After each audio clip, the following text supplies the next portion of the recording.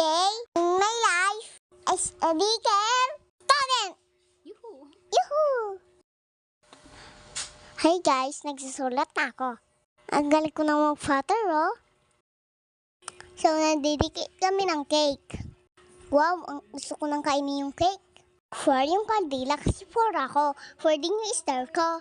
Ang birthday ko pala ay October 26. Kayo ng birthday nyo. So, natapos na namin idikit. Papasok ko na kay Madam Beatrice. Samahan niyo ako, guys. So, samahan ako ni Mama sa classroom ko. So, guys, naglalaro na po kami ni Madam Beatrice. Wow, ang dami mga gulang, oh.